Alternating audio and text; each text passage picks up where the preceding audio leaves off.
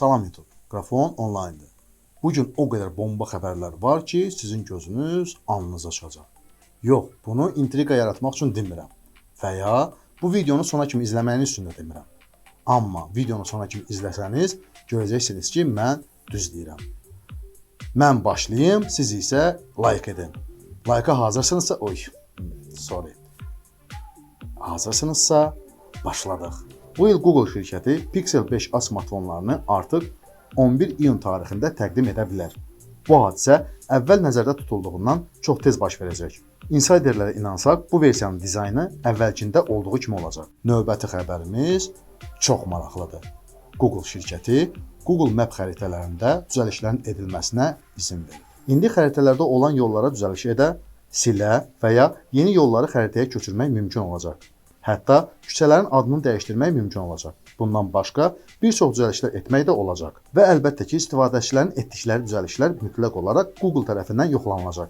Əgər səhv etmirəmsə, Waze proqramında bu mümkün idi. Hər halda Google Maps ildən ilə mükəmməlləşir. Deyilənlərə görə PlayStation 5 oyun konsolunun slim, yəni nazik versiyası 2023-cü ildə işıq üzü görəcək. Yəni baza versiyanın təqdimatından cəmi 3 il sonra. Yayılan məlumata görə bu versiyada 5 nanometrlik AMD prosesorundan istifadə olunacaq. Sony onu da deyib ki, indiki versiyanın bazar defisiti ən yaxşı halda bu ilin sentyabrına kimi davam edəcək. Asus özünün yeni oyun smartfonlarını təqdim edib. ROG Phone 5, 5 Pro və 5 Ultimate. Bu versiyalı oyun smartfonları əvvəlkilərdən güclü alınıb. Başqa bir oyun smartfonu da sertifikasiyadan keçib. Lenovo Legion 2. Bu smartfon üçün 130 wattlıq cəld şarj söz verilib. Və əlbəttə ki, bomba içliyin olması sözü də verilib. Bunlardan başqa Xiaomi özünün oyun smartfonu olan Black Shark 4-ü yaxın vaxtlarda təqdim edəcək. Nəhayət ki, bu smartfonlar smartfon vidi alıb. Əvvəlki smartfonlar isə kərpicə oxşuyurdu. Əvvəlki smartfonlar güclü qoruması olan ucuz Çin telefonlarını xatırladırdı. Əslində, mən bu oyun smartfonlarını anlaya bilmirəm. Bazarda bu qədər güclü smartfonlar varsa, oyun smartfonları nəyimə lazımdır? Məsələn, iPhone 11 Pro, iPhone 12 Pro, Xiaomi 11, sonra Samsung S21, S21 Ultra, OnePlus 8T. Ola bilər, dizaynları fərqlidir. Bu marketoloqlar bizə dizaynları müxtəlif, içliyi eyni olan smartfonları yanmaq istəyir və yanır da. Millət, kommentlərdə siz mənə başa salın, bəlkə mən nəyisə anlamıram.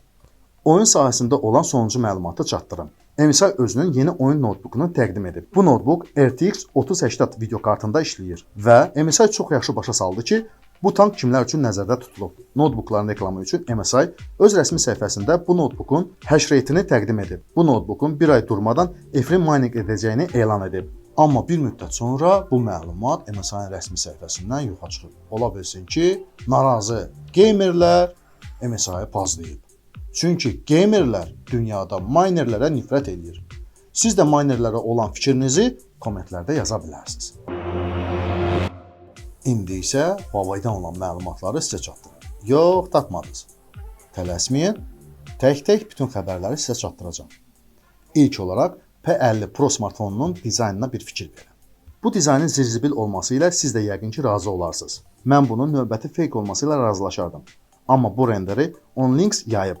Sensorların ümumi xarakteristikası olmadığı üçün OnLynx kamera yerlərini qara dairə yerləşdirib. Amma smartfonun dizaynı mütləq bu formada olmalıdır. Mənə də bu dizayn biabırçı görsənir.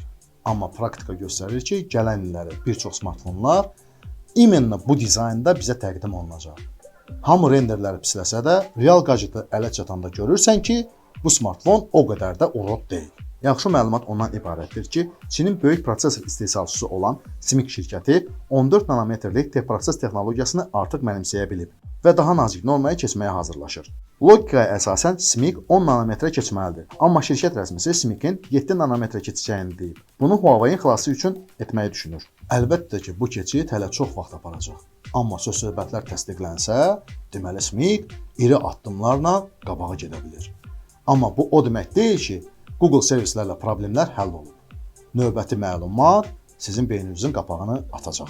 Insiderlərin verdiyi xəbərə görə Honor şirkəti Google servislərinin istifadəsi barəsində razılığa gələ bilməyib. Deyəsən Huawei-in özünün sub-brendi olan Honor'un satılması planı iflasa uğradı. Əlbəttə ki, bu barədə rəsmi açıqlama yoxdur. Amma bunun real olmasını View 40 smartfonlarının təqdimatının gecikməsi də göstərir. Əgər belə bir şey olsa, onda ancaq Honor saatlar, fitness trackerlər, planşetlər və notebooklar istehsalı ilə məşğul olmalıdır.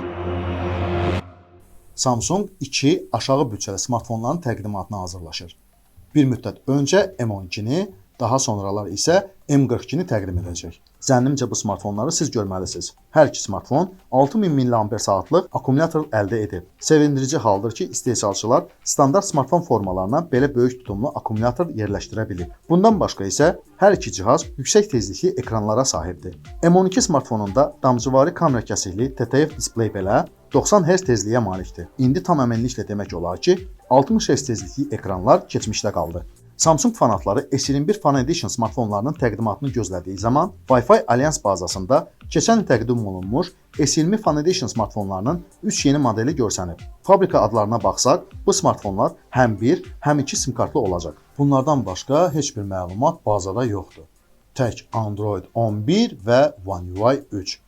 Amma nəysə mənim buna inanmağım gəlmir. Çünki nəyə görə keçən ilin namingi ilə bu il yeni smartfonlar bazara təqdim edilsin?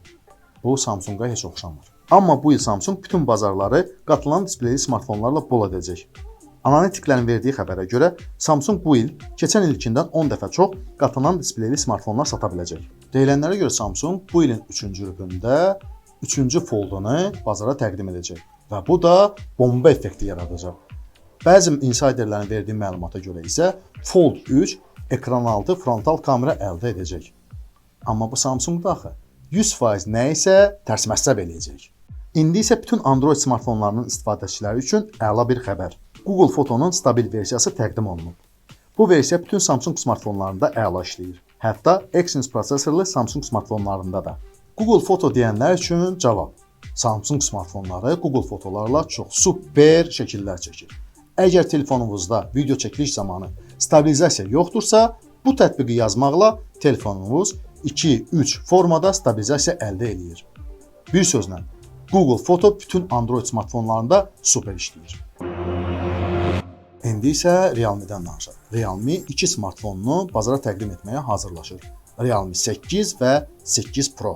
Pro versiya 108 megapiksellik kamera modulu və 65 W'lıq cəld şarj əldə edəcək. Bundan başqa Realme-nin gen direktoru Twitterdə bu smartfonla video paylaşıb. Burada biz ekranaltı barmaq izi sensorunun necə cəld işləməsini görə bilərik. Bu isə AMOLED ekran matrisasından xəbər verir. Amma smartfonun çənəsinin necə qalın olduğu gözdən qaçmır. Yenə də təəssüflənməyə dəyməz. Əminəm ki, Realme-nin bizə təqdim elədiyi qiymətlər bu qalın çənəni görməyə mane olacaq. İndi isə Almadan danışaq. Yəqin ki, bilirsiniz ki, Alma özünün elektrokarını istehsal etmək istəyir.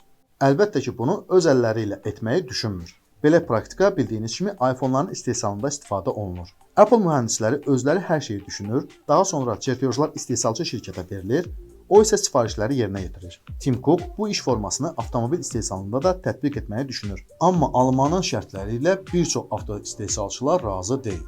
Şərtlər nədən ibarətdir? Apple deyir ki, bu avtomobilin üzərində heç bir istehsalçı şirkətin adı olmasın. Yəni ki, ancaq Apple-ın logosu olsun və qıraqda hardasa balaca bir yerdə Made by Honda, Made by Kia olmasın. Ümumiyyətlə Apple avtomobil konseptini tamamilə dəyişməyə düşünür. Yəni salon, van və s. Amma deyəsən bu gedişlə heç bir şirkət Almanın şərtlərini qəbul etməyəcək.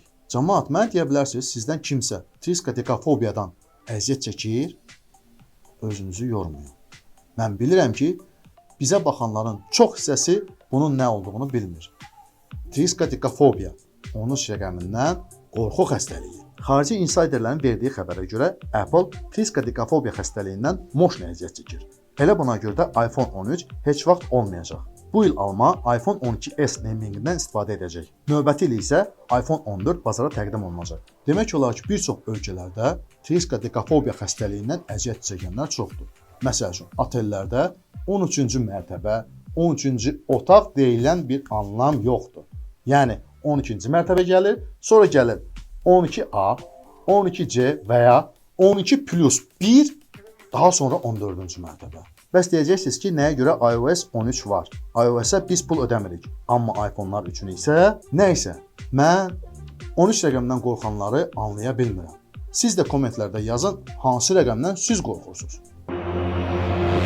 İndi isə qısa olaraq Xiaomi-dən danışaq. Aprel ayında Xiaomi özünün ilk qatılan displeyli smartfonlarını təqdim edəcək. Bu smartfonların sayı əvvəlki videolarda dediyim kimi 3 olacaq. İlk qatılan Xiaomi smartfonları Galaxy Fold 2 form faktorunda olacaq. Amma bu smartfon Fold 2-dən çox ucuz olması ilə fərqlənəcək. Bu yeni Xiaomi-lərin anonsunu qaçırmaq istəmirsinizsə, kanalımıza abunə olun. Video xoşunuza gəldisə, like qoyun. Nə xoşunuza gəlmədisə, kommentlərdə yazın.